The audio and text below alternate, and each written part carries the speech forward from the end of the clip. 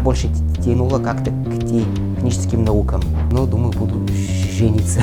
Провожу теплотехнические испытания термических печей. Интересуешься наукой и прогрессивными идеями? В проекте «Наука-наука» мы расскажем о молодых ученых Удмуртии, их исследованиях и достижениях. Мы познакомим вас с лучшими и перспективными, теми, кто знает, как устроен этот мир с научной точки зрения. Всем добрый день, меня зовут Николай Золотарев, и я ученый.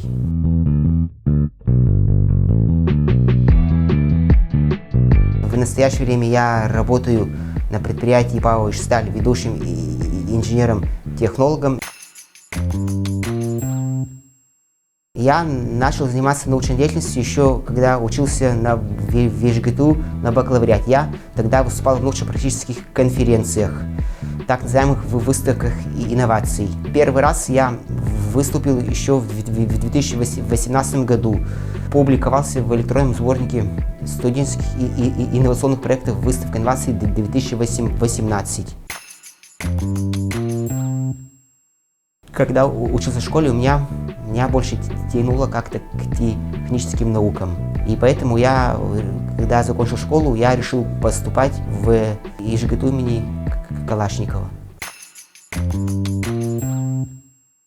Как я уже говорил, я работаю ведущим инженером-технологом на участке термообработки и металловедения Департамента технического развития. Я занимаюсь разработкой технологий термической обработки, например, слитков, заготовок, проката сортового.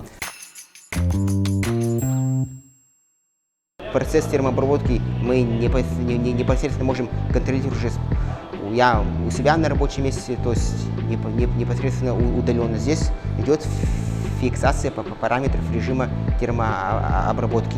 Термообработка важна, потому что для получения заданных необходимых свойств металлопродукции.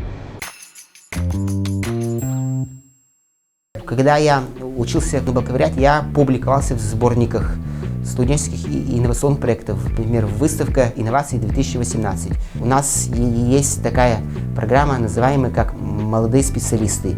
Я вступил в эту программу «Молодых специалистов», и каждый год я, соответственно, защищал технические задания. Если смотреть в профессиональном плане, то я мечтаю дальше подняться в своей области.